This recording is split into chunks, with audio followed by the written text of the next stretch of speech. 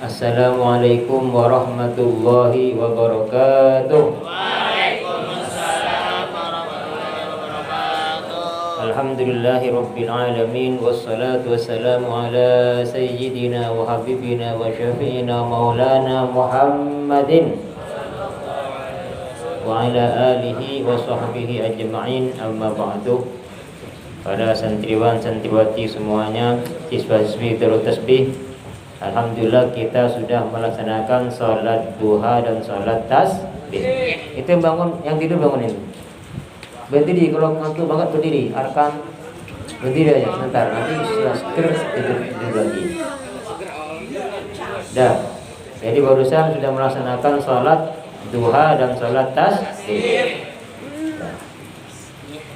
Nanti setelah ayat terakhir akan ada pelaksanaan sanksi bagi yang dicatat melanggar, yaitu sholat taubat. Sebelum kita melaksanakan sholat taubat 5 salam, saya akan mengingat kembali beberapa hal tentang fikih ya. Apakah masih ingat ada berapa perkara yang membatalkan wudhu? Ada 4. 1, sesuatu yang keluar dari 2 jalur, apa saja, kubur dan dubur. Baik keluar sesuatu yang biasa atau tidak biasa, kecuali kalau keluar air mani tidak batal tapi wajib mandi besar.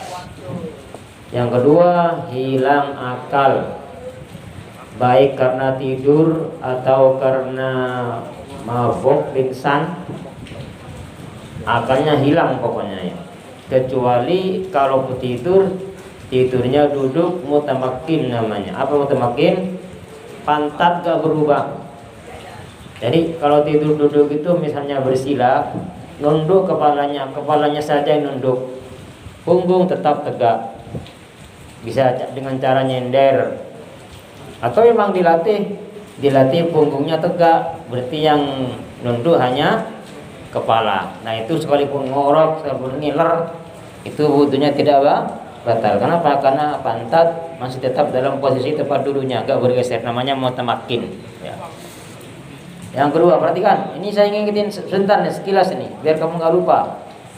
Yang ketiga, bersentuhan kulit. Dengarkan, bersentuhan kulit laki-laki dan perempuan yang sama-sama besar dan bukan mahram takbir. Nah, gitu ya. Jadi bersentuhan kulit, kalau bukan kulit, misalnya ada penghalangnya salah satu, tidak batal. Atau bersentuhan rambut, tidak batal. Atau kuku, tidak batal. Atau gigi, tidak batal. Andai kata ada giginya disentuhkan. Jadi bersentuhan kulit, wanita laki-laki sama-sama besar. Berapa ukuran besar umurnya Matur Syami? 7 tahun. Kalau 7 tahun kira-kira SD ya, kelas 1. Itu sudah batal kalian tuh, karena salah satunya kalau sudah besar tuh, dianggap besar tuh. Dua-duanya kan, kamu kan udah besar nih. Banyak tuh anak SD, perempuan tuh yang masih SD tapi 7 tahun. Nah, itu juga sudah batal ya. Minimal 7 tahun ini Matur Syafi'i. Jadi dua-duanya sama-sama besar. Kalau salah satunya yang besar, satunya kecil. Contoh siapa? Azimah. Kan kecil tuh, masih berapa tahun tuh? 5 tahun. Nah, kita menyentuh laki-laki ini enggak batal karena salah satunya kecil, satunya besar. Jadi dua-duanya sama-sama besar. Dan bukan mahram takbir. Apa artinya mahram takbir? Orang selamanya haram nikah, bukan itu. Kalau itu enggak batal. Siapa orang selamanya haram nikah? Ibu, nenek, kakek ke atas, saudara kandung, terus ponakan ke bawah, paman ke atas, mertua, apalagi ibu tiri. Nah itu mahram takbir, selamanya haram nikah, itu tidak batal. Yang mahram ghair takbir, apa contohnya? Ipar. Tidak selamanya haram nikah, ada kalanya halal nikah dengan ipar. Kapan? Kalau dicerai salah satunya. kakaknya dicerai pindah ke adiknya boleh. Namanya tidak selamanya haram nikah. Haramnya apabila dikumpulkan sama-sama nikah. Tapi ketika dicerai salah satu boleh, berarti sudah halal. Nah, mahram ini namanya mahram ghairu takbit, wudunya batal. Ya. Jadi tadi itu kecuali mahram takbit yang tidak batal. Paham? Yang batal siapa? Dua-duanya, yang disentuh dan yang menyentuh. Yang keempat sekarang. Jangan tidur, Khati. Samping kamu tuh siapa tuh? Yang keempat, menyentuh kubul atau dubur dengan telapak tangannya. Telapak tangan mana? Sesuatu yang bertemu ketika disatukan. Nah itu. Jadi kalau punggung gak batal. Kalau ini yang batal siapa? Yang menyentuh. Ada orang namanya Bintang menyentuh. Bintang menyentuh punya Yafi misalnya. Yang batal Bintang, yang disentuh gak batal. Beda dengan kalau cowok cewek bersentuhan, laki-laki wanita dua-duanya sama batal. Kalau menyentuh kubul dubur yang batal hanya yang menyentuh. Dan kalau kubul hitungannya itu adalah kerisnya itu. Jadi kalau telurnya nggak batal. Ini telur nggak batal. Ya, sudah selesai. Ini hanya mengingatkan. Sekarang lanjutan ya. Lalu kalau kamu nggak punya wudhu, berapa yang kamu tidak boleh kerjakan? Ada beberapa hal yang tidak boleh dikerjakan bagi orang yang tidak punya wudhu karena sudah batal. Ada berapa? Banyak. Ini yang ngaji fikih ini mana nih? Kelas 1 nih. Ada berapa Adil? Lupa semua. Sudah saya ingat kembali semuanya. Semuanya perhatikan. Anak soleh. Ada 4 perkara haram dilakukan orang yang tidak punya wudhu. Di samping jadi bukan hanya hukumnya itu tidak sah kalau sholat, tapi juga haram. Pertama ialah haram sholat. Gak boleh sholat kalau gak punya wudhu ya, dosa. Sholatnya juga gak sah. Karena ada hadis la tuqbalu sholatan bi ghairi tahurin wala shadaqah min ghululin. Tidak diterima sholatnya orang yang tidak suci, dan juga tidak diterima sedekahnya dari sedekah barang yang haram. Jadi pertama nggak boleh sholat. Yang kedua apa yang kedua? Nggak boleh tawaf di Baitullah sana. Apa tawaf? Mengelilingi Ka'bah 7 kali putaran dihitung dari Hajar Aswad. Kenapa? Karena tawaf itu ada hadis at-tawafu bi manzilati shalah illa anna Allah ahalla nutqah faman nataqa fala yantiqu illa bi khairin. Karena tawaf itu sama dengan salat, tapi hanya ada bedanya kalau tawaf boleh bercakap-cakap, boleh ngobrol, tapi dengan catatan obrolan yang baik, tidak jorok. Jadi tawaf nggak boleh kalau kita dalam keadaan tidak punya wudhu. Yang ketiga,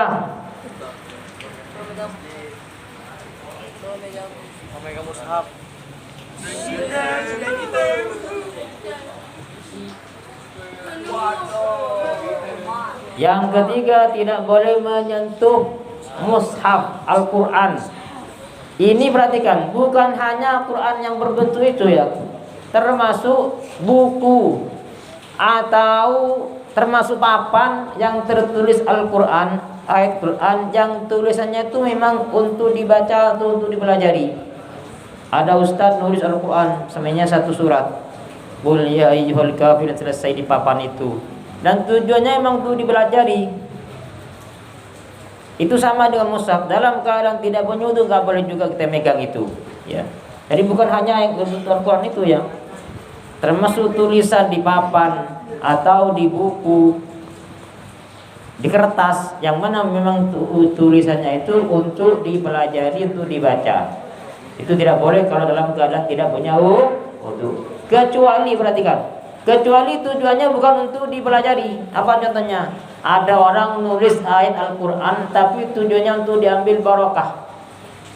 Apa contohnya? Ditulis di kertas, Ada metodenya ya. Tirakat dulu, habis itu dilipat-lipat, lalu dibawalah pergi. Ngambil barokah, misalnya dibawa dagang, supaya dagangannya lah laris. Bahasa yang ringkas dibikin zimat lah gitu ya. Nah kalau itu nggak apa-apa sekalipun nggak punya wudhu. Kenapa? Karena menulis ayat Al-Quran di dalamnya bukan untuk dibaca, bukan untuk dipelajari, tapi memang untuk diambil barokahnya. Jadi sekalipun kamu nggak punya wudhu, bawa itu, misalnya dikasih kiai nih, dikasih tulisan sama kiai, ternyata tulisannya Al-Quran, memang tujuannya untuk diambil barokahnya. Nah itu sekalipun nggak punya wudhu nggak apa-apa, karena bukan untuk dibaca atau dipelajari. Paham tuh? Termasuk itu juz amma, termasuk Al-Quran yang ada terjemahannya. Tidak boleh kalau pegang tanpa wudhu, kecuali tafsir. Atau begini, kecuali sebuah mata pelajaran, buku atau apa saja yang isi kandungannya itu lebih sedikit Al-Qurannya daripada bahasa yang lain. Contoh tafsir lah misalnya. Tafsir itu kan ada ayat Al-Qurannya, misalnya Yasin wal Qur'anil Hakim, lalu kita tafsirin panjang lebar tafsirnya ya, bla bla bla bla bla. Nah, artinya setelah dihitung antara tafsirnya bahasa lain, kan tafsir itu bahasa Arab, dengan ayat Al-Qur'annya lebih sedikit ayat Al-Qur'annya. Nah kalau itu nggak apa-apa, kalau nggak punya wudhu, tapi tetap disunahkan berwudhu. Paham ya? Paham tuh? Jadi terjemah termasuk juz amma. Juz amma itu juga nggak boleh kita nggak boleh kalau nggak punya wudhu, nggak boleh pegang.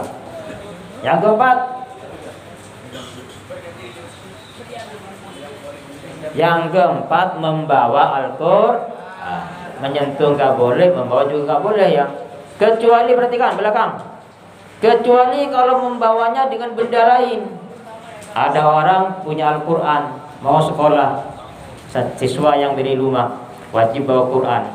Nah, wudhu dulu. Setelah wudhu masukkan Al-Qur'annya ke dalam tas, campur dengan buku, dengan bolpen, dengan penggaris, dengan baju dan sebagainya. Itu kita bawa tasnya, itu nggak apa-apa. Karena di situ namanya tidak bawa Quran, bawa apa? Bawa tas yang di dalamnya ada Al-Qur'an, itu boleh. Tapi kalau hanya sekedar Quran saja dibawa dalam keadaan tidak wudhu, tidak boleh. Paham ya? Paham tum? Paham tum? Ngantuk tum? Ngantuk, nah ya. Memang begitu kalau lagi diajari ilmu itu ngantuk ya. Saya sering mengatakan, orang yang paling dimusuhi setan siapa? Orang yang menuntut ilmu paling dimusuhi itu.